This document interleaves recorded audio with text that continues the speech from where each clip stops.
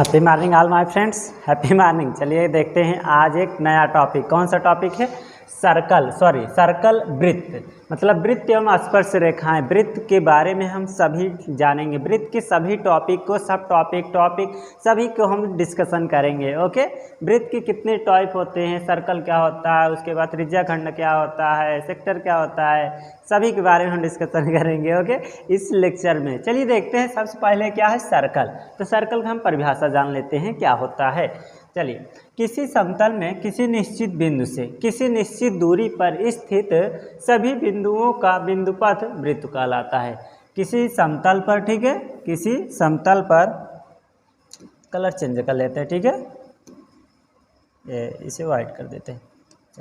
किसी समतल बिंदु पर किसी निश्चित दूरी के सभी बिंदुओं का, जैसे क्या है, यहाँ से लेकर ये, यहाँ से ये, सभी एक निश्चित दूरी लेकर एक वृत्त क्या हो, बिंदु पथ को मिला दिया जाए तो वही आपका क्या होता है, सर्कल कहलाता है, जो कि वृत्त होता है। ठीक है, जिसकी त्रिज्या r होती है। जो दूरी लेते हैं वही क्या होता है, त्रिज्या हो जाती है। ओके, चलिए, यही क्या दिया, समतल स्थिति पर निश्चित बिंदु का बिंदु निश्चित त्रिज्या को जिसे r से प्रदर्शित, मतलब त्रिज्या को किसे r से प्रदर्शित करते हैं। r मतलब रेडियस होता है। ओके चलिए आते हैं क्या है इसके, ये तो सभी लोग आप जानते ही हैं। आ जाते हैं जीवा, जैसे बोलते हैं चौड़, ठीक है, जिसे बोलते हैं चौड़।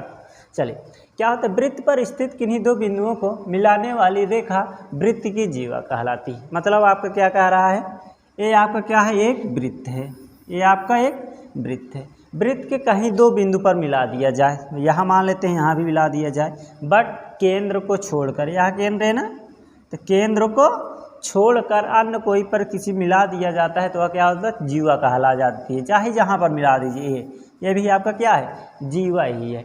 एक वृत्त में कई प्रकार के जीवा हो सकते हैं, कई टाइप के जीवा हो सकते हैं, ठीक है कितने टाइप के। चलिए आते हैं, क्या है, ओह व्यास आ गया चलिए, व्यास क्या होता है देखिएगा, जिसे बोलते हैं डायमीटर।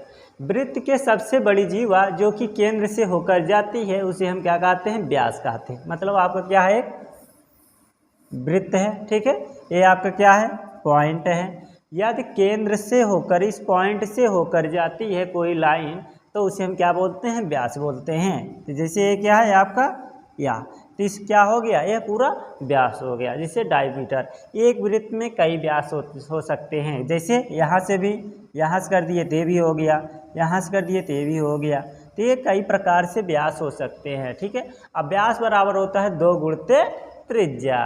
ओके, चलिए आते हैं नेक्स्ट पॉइंट पर, क्या है, परिध क्या होती है, परिध जिसे बोलते हैं circumference. What is the circumference देखिए, किसी भी वृत्त की परिसीमा उस वृत्त की परिध कहलाती है। मतलब क्या होता है, जैसे क्या है, ये वृत्त है, ठीक है, वृत्त है। अब वृत्त की क्या है, इस परिसीमा को, मतलब परिसीमा को हम क्या बोलते हैं, परिध बोलते हैं, जिसका क्षेत्रफल होता है 2πr होता है।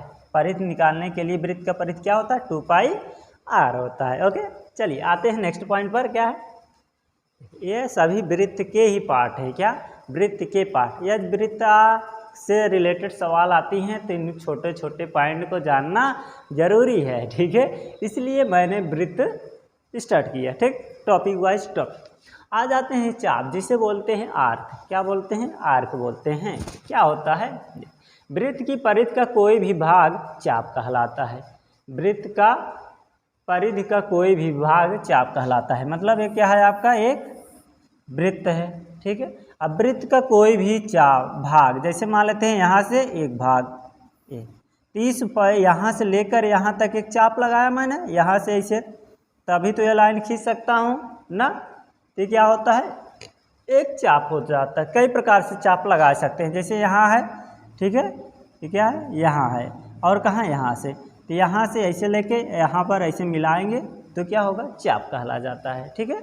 यहाँ खींच देते हैं, जैसे ये है, ये है, ठीक है, तो ये आपका चाप कहलाता है, ठीक है चलिए आ जाते हैं नेक्स्ट पॉइंट पर, क्या है, ओह त्रिज्या खंड, जिसे बोलते हैं सेक्टर। क्या बोलते हैं, सेक्टर बोलते हैं। ओके, वो वाला सेक्टर नहीं, जैसे दिल्ली में बोलते हैं sector A, sector B, sector E, ठीक है, मॉडल वही है, देखिए चलिए देखते हैं कैसे।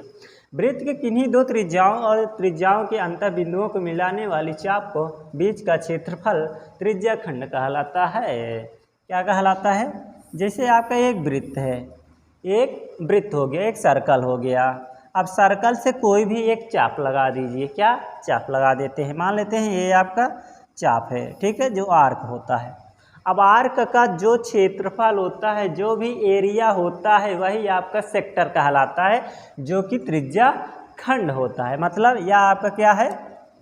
एक प्रकार का क्षेत्रफल है, तो इसका क्षेत्रफल ही क्या कहलाता है? त्रिज्या सेक्टर कहलाता है। ओके, चलिए आते हैं नेक्स्ट पॉइंट पर। आ रहा है ना मज़ा? छोटा छोटा पॉइंट जानकर, यह पॉइंट क्या है जानना जरूरी है, ठीक है, सवाल के लिए। क्या है वृत्तखंड? क्या होता है? सेगमेंट। क्या होता है? सेगमेंट। देखिएगा, वृत्त के किसी चाप और उसके संगत जीवक के बीच का क्षेत्रफल त्रिज्या खंड कहलाता है, वृत्तखंड कहलाता है, ठीक है। मतलब आपके क्या है? एक वृत्त है, ओके। अब वृत्त में का कोई एक जीवा डाल दीजिए। क्या है? एक जीवा डाल देते हैं। मान लेते हैं ये क्या है? आपका जीवा है। ये आपका क्या है? केंद्र है, ठीक है। तो जीवा दो भागों में वृत्त को बांट दिया, एक छोटा भाग एक बड़ा भाग। तो बड़े वाले भाग को हम बोलते हैं दीर्घ, ठीक है। क्या बोलते हैं? दीर्घ वृत्तखंड। और छोटे वाले को क्या बोलेंगे? लघु। क्या बोलेंगे? लघु वृत्तखंड। तो इस प्रकार कोई भी जीवा यदि वृत्त के अंदर डाली जाती है तो वह दो भागों में बांट दिया जाता है, जो कि एक भाग बड़ा वाला होता है दीर्घ कहलाता है, छोटा वाला लघु कहलाता है। ओके, चलिए आते हैं नेक्स्ट पॉइंट पर। आ गया छेदक, जिसे बोलते हैं सेकंड। क्या बोला जाता है? सेकंड बोला जाता है। क्या है? देखिएगा, वह रेखा जो किसी वृत्त को दो बिंदुओं पर काटती है वृत्त के छेदक कहलाता है। मतलब ये आपका क्या है? एक वृत्त है, ठीक है। अब वृत्त का केंद्र एक केंद्र है, कोई भी रेखा इस वृत्त को काटती है, आर पार कर जाती है, वही आपका क्या होता है? छेदक। जैसे मान लेते हैं ये क्या है?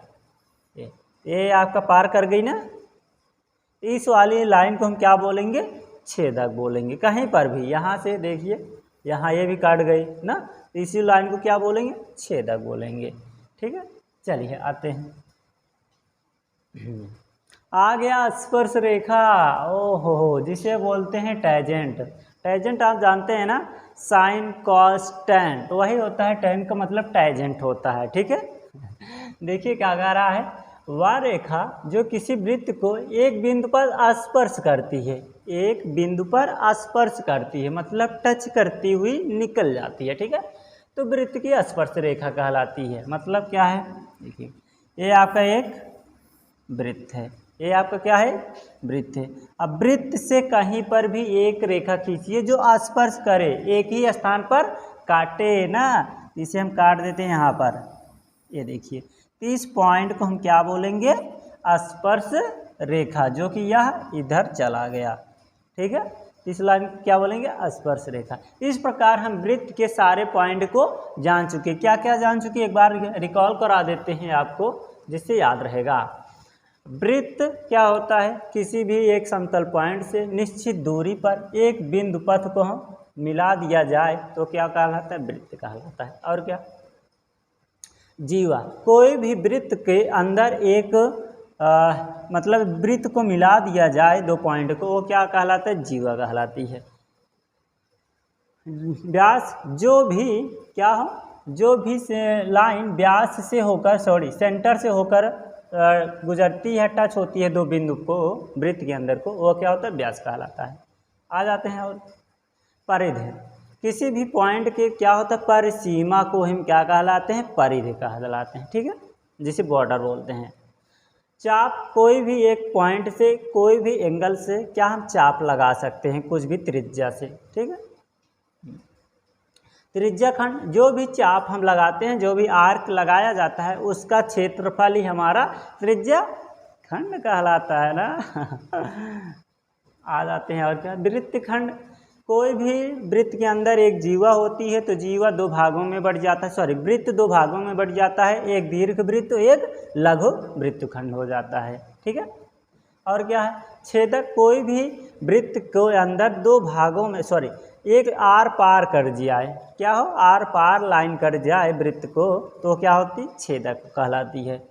और क्या है, स्पर्श रेखा है, किसी भी वृत्त के एक पॉइंट से टच करते हुए लाइन निकल जाए वह क्या, छेदक कहलाता है। इस प्रकार हमने यह वृत्त के बारे में काफ़ी पॉइंट जान चुके हैं। क्या है, आप सभी को थोड़ा मालूम ही होगा ना, थोड़ा बस हम याद करा रहे हैं बस, ठीक है।